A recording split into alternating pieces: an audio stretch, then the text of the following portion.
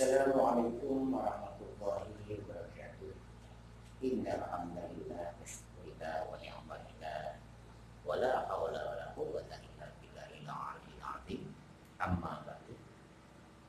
Para sahabat-sahabatku di mana saja berada, khusus para petani yang berbahagia. Salam jumpa kembali dengan channel Abdul Wahid Ameftah Sultani Wijayapura dalam keadaan sehat walafiat. Sahabat-sahabatku, kali ini saya akan memberikan informasi ataupun suatu pengetahuan dan pengalaman dari apa yang telah saya kerjakan, apa yang telah saya laksanakan, saya lakukan selama dalam perjalanan hidup dan kehidupan. Adapun kali ini temanya adalah dari saudara kita yang ada di Kalimantan Selatan, yaitu Bapak Ngatimun dari Kalimantan Selatan, yaitu pensiunan dengan sekitar berusia 55 tahun. Nah, halo Bapak Ngatimun yang ada di Kalimantan, mudah-mudahan sehat walafiat, keluarganya selalu bahagia, happy, dan aktivitasnya dilancarkan dan sukses apa yang dicita-citakan. Mudah-mudahan Bapak Ngatimun keluarga selalu mendapatkan bimbingan dari Allah Subhanahu wa Ta'ala dan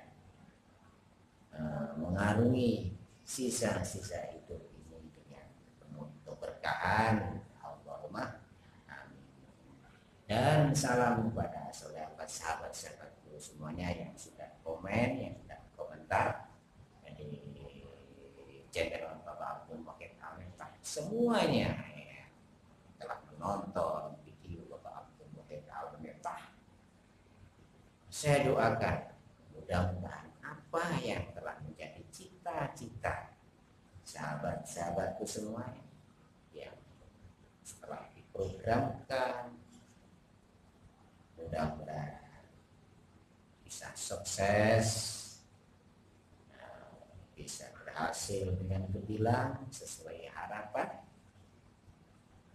serta mendapatkan bimbingan dari Allah Subhanahu wa Ta'ala sehingga bisa mendatangkan dalam lingkup keluarga, tangga, masyarakat hidup yang barokah. Allahumma amin. Sahabat-sahabatku yang berbahagia, alhamdulillah 2 hari, sekitar hari Sabtu, kalau ya hari Sabtu atau hari Kamis, hari Kamis, Bapak Ngatimun telah bertanya kepada saya tentang masalah bukan di pertanian, tapi dia merespon adanya video saya yang judulnya perjalanan dari Jawa ke Papua. Di situ ada ketertarikan, ada suatu magnet, yaitu setelah dia menonton video itu katanya channel pun saya itu seolah-olah saya itu ada di sampingnya, selalu ada di sampingnya. Itu ada apa? Ada magnet semacam itu, rasa kedekatan terhadap Bapak Abdul Wahid itu kok terus nggak hilang-hilang, katanya begitu. Ada apa? Saya jawab memang itulah kenyataan, itulah realita kehidupan saya sampaikan, tidak saya tambahi dan tidak saya kurangi. Dan tujuan saya menyampaikan perjalanan tersebut bukan karena saya pamer ataupun apa, memang saya berikan dari hati nurani yang mudah-mudahan dengan cerita itu bisa memberikan suatu masukan atau diambil intisarinya. Mbak Ngatimun itu bisa clear antara hati saya dengan hati Pak Imun, sehingga Pak Ngatimun, sehingga Bapak menerima dari hati ke hati.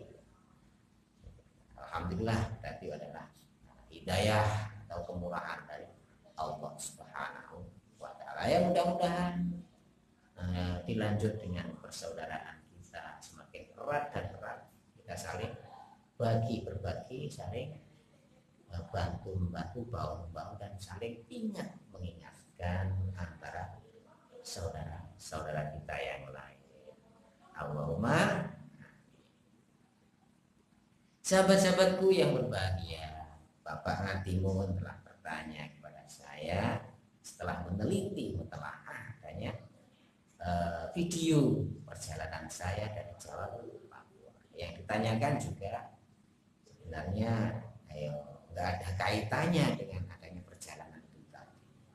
Tapi kalau dilihat dari rasa dan perasaan itu ada.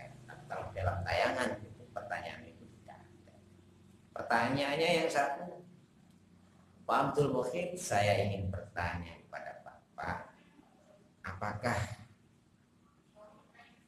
orang yang telah melakukan dosa-dosa besar seperti berzina, seperti berani pada ibu, pada orang tua, pokoknya berbuat makar, berbuat yang betul-betul menjalankan kemaksiatan yang tingkat tinggi, seperti membunuh dan sebagainya. Nah, apakah seandainya itu orang tersebut itu tobat, itu apakah diampuni dosa-dosanya oleh Allah Subhanahu wa Ta'ala? Saya jawab pertanyaan yang pertama, maka akan saya jawab insya Allah, innallaha ghafurur rahim. Sesungguhnya Allah itu zat yang maha pengampun. Jadi nggak usah khawatir dosa gunung Uhud. Insya Allah kalau memang betul-betul orangnya tersebut bertaubat kepada Allah Subhanahu wa Ta'ala dengan taubatan nasuha, maka Allah pun akan mengampuni atas segala dosa-dosa yang dilakukan. Setelah jawaban itu saya berikan Pak Hatimu karena merasa bimbang karena bertanya kepada para tokoh agama, ulama yang dia temui, itu jawabnya tidak bisa diampuni. Ini saya berikan satu contoh dosa besar yang pernah dijalankan oleh seseorang, tidak saya sebutkan seseorang itu sudah brutal sekali sehingga dalam tingkat dosanya itu sampai berani membunuh orang. Bahkan dalam kisah tersebut membunuhnya itu sudah 99 orang yang telah dibunuh. Setelah itu dia merasa bahwa perbuatannya itu adalah perbuatan yang dilarang oleh Allah Subhanahu wa Ta'ala. Dia ini betul-betul taubat, menobati akan kesalahan perbuatannya itu tadi. Akhirnya dia sowan ataupun berkunjung silaturahmi kepada para ulama, tokoh-tokoh ini. Waktu itu belum sampai mencapai 99. Ya, katakanlah dalam kisah ini bisa dikatakan, biar singkat cerita, itu 96 lah ya, 95 orang yang telah dibunuh. Setelah itu dia tanya kepada seorang ulama, tokoh ulama besar, bagaimana saya telah membunuh orang sebanyak 90 lebih kiai, 90 lebih ustaz yang telah saya bunuh. Apakah dosa-dosa saya seandainya saya tobat itu diampuni oleh Allah Subhanahu wa taala. Jawabnya ulama tersebut, dosa-dosa Anda tidak akan diampuni oleh Allah Subhanahu wa taala. Akhirnya bagaimana reaksi orang itu tadi? Akhirnya dibunuhlah ulama itu tadi. Sudah mencapai 96. Tanya lagi, jawabannya sama. Tanya lagi pada tokoh ulama yang lebih tinggi lagi. Jawabannya sama. Tidak diampuni dosa-dosamu, sudah membunuh lebih dari satu. Sudah 96, bahkan kiai kamu bunuh.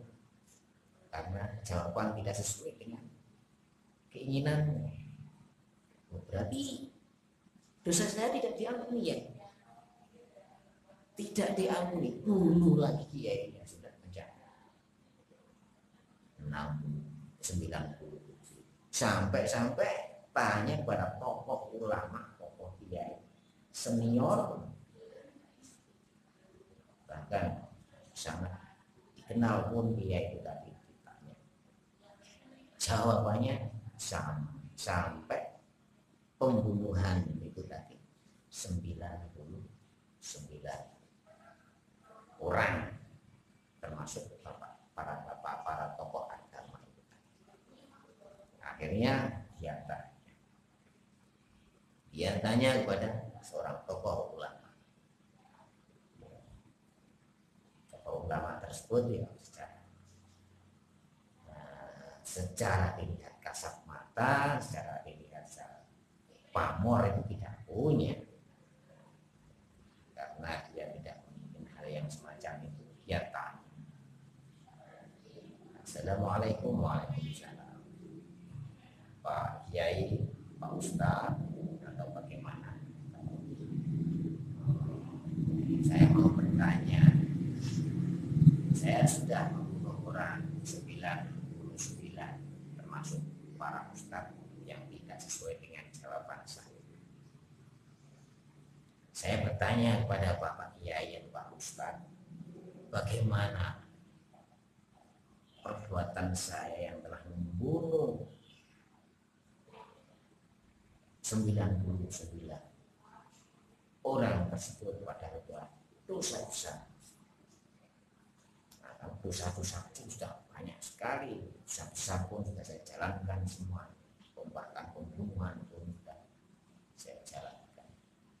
Apakah taubat saya itu diterima oleh Allah Subhanahu wa taala? Pak Kiai, Pak Ustaz. Pak Kiai dengan wajah gira, dengan wajah tersenyum, memberi semangat kepada si pembunuh 99 orang itu, dengan senyuman, dengan wajah yang memberi harapan. Hei saudara, engkaulah orang yang telah diberi oleh Allah Subhanahu wa taala suatu hidayah. Berbahagialah, kau telah diberikan suatu kerahmatan yang luar biasa oleh Allah Subhanahu wa taala, sehingga hidupmu mulai kecil, mulai baik, gak bermaksiat.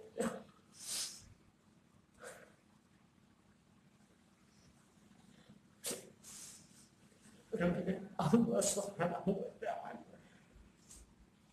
kamu berzina, kamu bunuh, kamu menipu. Astagfirullahaladzim. Astagfirullahaladzim. Berbahagialah kamu.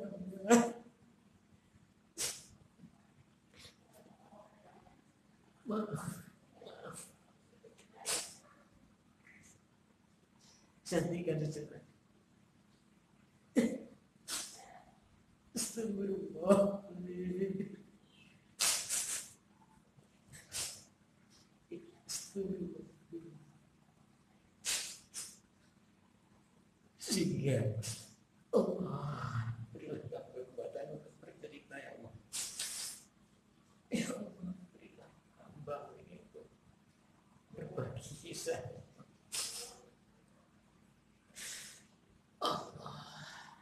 Sehingga ulama tersebut memberikan suatu motivasi. Jangan khawatir, wahai saudaraku, Allah akan ampuni atas dosa-dosa yang telah kau lakukan walaupun sebesar gunung Uhud. Lalu bertanya, bagaimana Yai caranya supaya dosa-dosa saya itu diampuni oleh Allah Subhanahu wa Ta'ala? Memberikan jalan-jalan. Wahai saudara, setelah kau bertobat merasa bersalah kepada Allah Subhanahu wa Ta'ala, maka dengan taubatan itu tadi jangan sekali-kali kamu melakukan perbuatan dosa lagi, perbuatan yang dilarang Allah Subhanahu wa Ta'ala.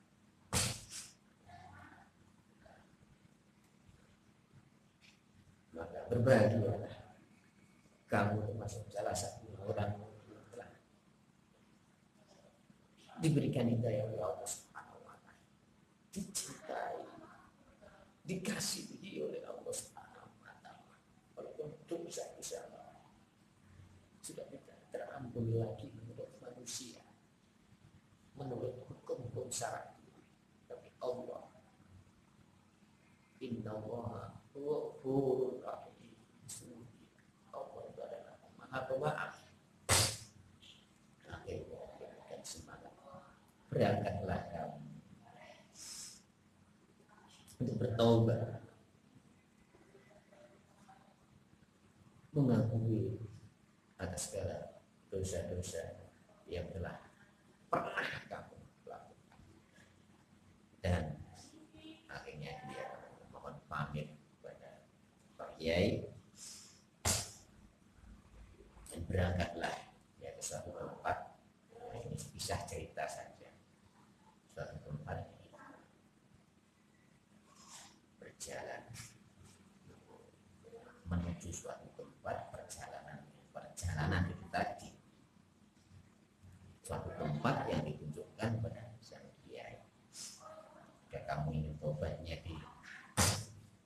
dimaafkan, diampuni oleh Allah Subhanahu wa Ta'ala, pergilah kamu ke suatu tempat inilah, maksudnya itu tadi. Selanjutnya dia mempunyai harapan,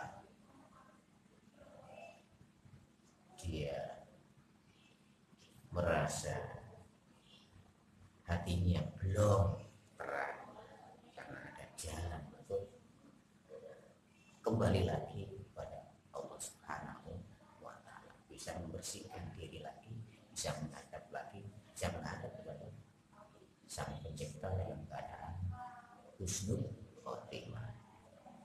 Kita bertobat kepada Allah Subhanahu wa Ta'ala, akhirnya dia berjalan menuju tempat yang telah diberikan kepada dikasih tahu kepada Pak Kiai itu tadi.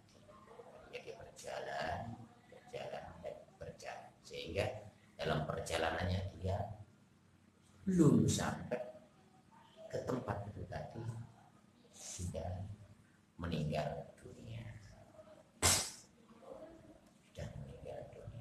Terus bagaimana taubatnya itu tadi? Dalam kisah cerita antara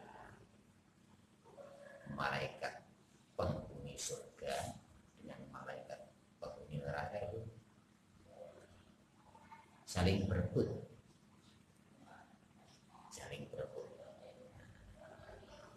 Malaikat penghuni neraka, ini jatah saya orang ini selama hidupnya, mulai kecil, mulai balik hingga meninggalnya ini belum pernah sedikit pun menjalankan perintah Allah atau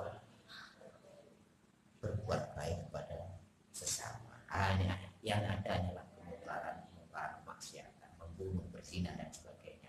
Ini jatah saya untuk orang ini, saya keluarga neraka. Malaikat Ridwan, malaikat batu, malaikat penjaga surga. Bukan, ini jatah saya. Orang ini sudah bertaubat kepada Allah Subhanahu wa Ta'ala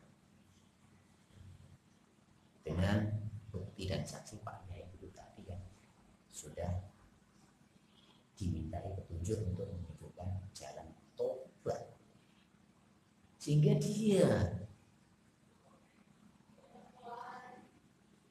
mati ini dalam husnul khotimah. Dia itu mati dalam keadaan yang sudah bertobat kepada Allah Subhanahu wa Ta'ala, mengakui segala yang telah diperbuat itu adalah salah, dan dia berusaha dengan taubat dan nasuha mohon ampunan kepada Allah Subhanahu wa Ta'ala. Tidak, tetap ijazah saya karena selama hidupnya dia berbuatan dosa terus. Enggak, ini sudah taubat. Akhirnya dia menghadap pada sang Khalik. Bagaimana ini yang sang Khalik di Allah? Orang ini bagaimana? Ini sudah bermaksiat selama seumur hidupnya, belum pernah menjalankan kebaikan. Malaikat penjaga surga, ya Allah, ini orang ini sudah taubat. Bagaimana? Dan ini jatah saya. Akhirnya diambillah keputusan, sekarang kubur saja antara dia dari kiai berjalan menuju jalan yang dituju itu tadi masih banyak mana. Jadi jalan yang dituju itu tadi, perjalanan itu tadi yang dituju itu tadi, seandainya itu lebih panjang daripada jalan yang sudah dilewati, maka dia jatahnya malaikat penghuni neraka. Apabila perjalanan itu tadi dengan tempat yang dituju itu tadi lebih banyak yang perjalanan yang sudah dilakukan itu tadi, maka dia adalah jatahnya malaikat penghuni surga. Maka diukurlah perjalanan itu tadi. Ternyata alhamdulillah, dengan kemurahan Allah, dengan kasih sayangnya Allah, ternyata perjalanan yang telah ditempuhnya itu tadi lebih cuma satu jengkal atau satu langkah saja, maka dia adalah jatahnya nabi, malaikat penghuni surga. Dia adalah ahli jalan. Pertanyaannya, apakah dosa-dosa itu tidak dihisab? Tetap apa saja yang kita lakukan pernah kita lakukan tetap ada konsekuensinya sebagai pembersih daripada perbuatan itu tadi. Tapi tetap Allah memberikan suatu kemuliaan, yaitu ahli jannah. Itulah kemurahan dari Allah Subhanahu wa Ta'ala. Sehingga dosa apapun yang kita lakukan, taubat sedosa apapun yang kita lakukan, selagi napas kita masih keluar masuk, selagi napas kita belum ada di tenggorokan, termasuk sakaratul maut, maka Allah pun masih berkenan berkehendak mengampuni atas segala dosa-dosa kita, walaupun sebesar gunung. Itu apa iman. Kisah itu mudah-mudahan bisa dipetik hikmahnya, mudah-mudahan bisa memberikan motivasi atau harapan pada saudara-saudara kita semua yang pernah atau yang takut akan perbuatan-perbuatan tersebut sehingga tidak diampuni Allah. Itu tidak mungkin selagi keluar masuk Allah masih ada, bahkan beberapa pintu taubat masih bukan pintu taubat. Apabila sudah digori itu sudah ada tenggorokan, maka sudah tertutup pintu taubat itu. Maka mari kita analisa, kita telah apakah benar ini sesuai dengan ajaran ataupun tidak, dari yang lebih paham, lebih mengenal akan kisah ini. Mudah-mudahan apabila ada kekurangan kesalahannya mohon maaf yang sebesar-besar. Sahabat-sahabatku yang berbahagia, itulah jawaban dari saya. Ya, saya kisahkan lagi tentang adanya taubatan nasuha yang pernah saya jalankan waktu umur 16 tahun. Saudara-saudaraku semuanya yang berbahagia, pada umur 16 tahun itu saya disuruh ke pesantren bapak saya dengan cara yang tidak baik menurut saya waktu dulu, karena saya inginnya sekolah umum, ternyata saya ditaruh di pesantren. Saya menolak dengan adanya bapak saya karena tidak sesuai dengan keinginan yang ada di dalam hati saya. Bapak saya tidak kurang akal, namanya orang tua. Ya, kamu nggak masalah, nggak mau pesantren, saya kamu kiri, kamu saya taruh di Madiun. Di sana sekolah di Madiun sana, sekolah umum. Kakakmu ada di sana sekolah umum. Tapi untuk proses sekolah itu tadi kamu harus tinggal di kakakmu yang ada di pesantren Madiun Mambaul Ulum Bacem. Karena dia sebut-sebut sekolah umum formal, saya mau. Ya, setelah saya mau di situ, karena saya menentang dan menentang segala apa saya tentang tidak sesuai dengan harapan saya waktu itu, karena termasuk saya bisa dikata sekolah umum pun saya mau dikasih beasiswa Pak guru termasuk sekolah ini gratis Pak. Mengapa dorongannya semacam itu? Orang keluar untuk saya masuk ke sekolah umum gratis, bayarin para tokoh-tokoh para guru itu tadi, kok tidak boleh malah dilakukan, maka saya tolak. Akhirnya Bapak setuju, sepakat untuk memberi biaya saya dalam sekolah formal. Ternyata saudara-saudara betul taruh di pesantren, namanya Pondok Pesantren Mambaul Ulum yang ada di Bacem, yaitu ada di Bacem,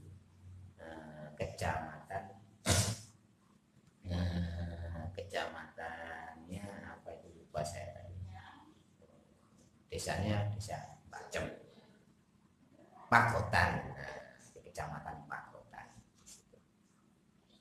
Waktu itu kiainya almarhum Kiai Haji Ahmad Fatoni yang menerusnya.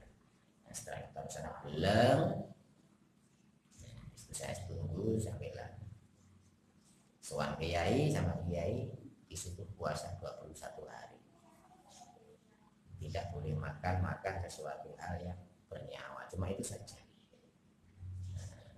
Biar kata kiai, biar maksud dan tujuannya tercapai. Maksud dan tujuannya apa? Saya ingin sekolah formal.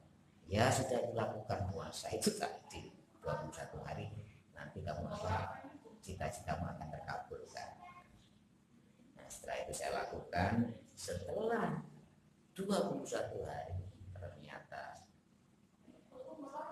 hati saya terbalik total dan dulunya ingin sekolah umum, ternyata sekarang hati saya sudah lain lagi. Saya juga tidak tahu setelah puasa itu lain lagi, bahwa saya merasa merugi. Mengapa saya tidak mulai kecil ditaruh di pesantren oleh bapak saya? Itu aneh. Akhirnya saya merasa bersalah tentang adanya orang tua mau menaruh pesantren, merasa bersalah banyak dosa-dosa setelah menentang orang tua saya. Saya mau tidak untuk pesantren oleh orang tua saya. Di pesantren memang hanya akal-akalan orang tua saya. Saya mohon maaf itu merasa bersalah karena Anda Banyuwangi dengan Madiun Jawa tidaklah bisa langsung mohon ampunan dan mohon maaf pada orang tua karena belum ada telepon waktu itu. Akhirnya saya sembahyang malam, sembahyang taubat untuk diampuni, mohon diampuni oleh Allah Subhanahu wa taala segala dosa-dosa yang telah saya perbuat tentang menyakiti orang tua itu tadi. Sehingga dalam waktu terus berjalan, akhirnya saya dikasih bermimpi oleh Allah Subhanahu wa taala yang mimpinya begini. Saya meninggal dunia. Saya tahu meninggal dunia itu tahu. Maaf ini dalam mimpi loh. Nah, terus setelah jenazah saya itu dibungkus, kapan dan sebagainya, saya pun tahu, mengetahui jasad saya itu dirawat. Akhirnya setelah itu singkat cerita saya dibawa ke tempat pemakaman oleh 4 orang yang berjubah. Entah siapa saya juga tidak tahu. Cuma tahu saya diiring oleh orang banyak, terus ada orang 4 berjubah itu tadi. Ya waktu pembungkusan jenazah itu enggak ada, tapi setelah mau diangkat ke makam itu langsung datang mengangkat ke makam. Nah, setelah itu singkat cerita dimakamkan, para jenazah itu pula para takziah itu pula, malaikat pun yang menggotong atau memikul saya ke jenazah saya itu ke tempat kubur sudah tidak saya lihat lagi, cuma tinggal jenazah saya yang ada di kubur, jadi tinggal kuburan saja. Saya di situ akhirnya menangis ya kan jenazah saya. Ya Allah, dosa-dosa saya pada orang tua saya mulai kecil belum sempat mohon ampunan kepada ibu saya karena saya sudah 3 tahun sudah ditinggal, sudah meninggal dunia. Saya belum sempat mohon ampunan, ya Allah, bagaimana, dan saya membangga kepada kakak saya untuk ditaruh di pesantren. Saya belum bertemu pada baik saya, tapi saya sudah meninggal. Bagaimana ya Allah, apakah Engkau mau mengampuni atas segala dosa saya ya Allah? Sehingga saya menangis, sehingga kuburan saya tenggelam dengan air mata saya.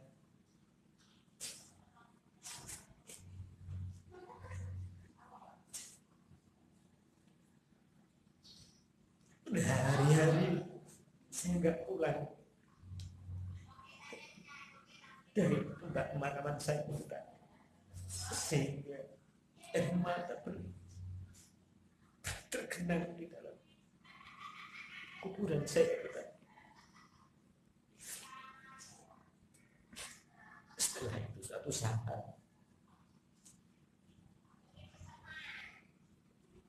dalam kuburan saya, di atas kepala saya itu tadi, keluarlah kukus ikan. Keluar dari kuburan saya. Saya lihat, ini ada kukus ikan. Maka ada suara, wahai hamba, jangan khawatir, kau telah diampuni oleh dosa-dosa tadi. Ampuni oleh Allah Subhanahu wa taala. Itulah kisahnya Nabi di dalam mimpi saya begitu.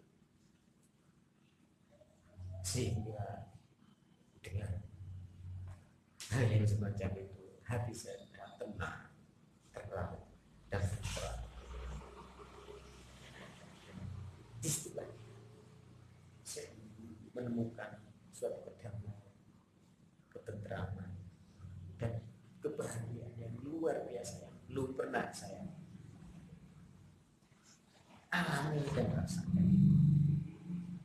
Yang ada adalah saya merasa bodoh, orang yang terbodoh di dunia ini.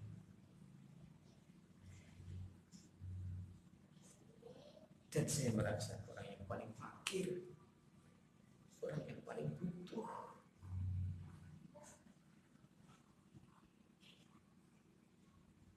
Dan saya bisa mengambil hikmah daripada kisah itu tadi, pengalaman yang saya alami di dalam kubur dengan kemurahan Allah, sehingga saya tidak berani sombong lagi. Setiap malam saya bangun hanya untuk mendoakan santri-santri yang telah tidur. Ya Allah, angkatkan derajatnya para santri-santri itu dibutuh kamu. Ya Allah, dia mengingat ilmu yang bermanfaat, maka kabulkan. Saya lakukan terus-menerus. Mudah-mudahan ini bisa menambah wawasan atau pengetahuan dari saudara-saudaraku semuanya. Kiranya dengan pertanyaan Pak Nabi pun mengulas kembali kisah saya yang belum pernah saya sampaikan kepada siapapun, karena saya sudah tua. Mudah-mudahan kisah ini bisa menginspirasi atau menambah wawasan pengetahuan kepada saudara-saudaraku di mana saja berada. Sahabat-sahabat tadi yang berbahagia yang dirahmati Allah Subhanahu wa Ta'ala, mari kita membangun diri kita, tetangga kita, masyarakat kita, dan membangun negara kita dengan sebaik mungkin yang pernah diajarkan oleh Rasulullah Sallallahu Alaihi Wasallam. Kurang lebihnya mohon maaf yang besar-besarnya. Billahi taufiq wal hidayah. Assalamualaikum warahmatullahi wabarakatuh. Salam sejahtera.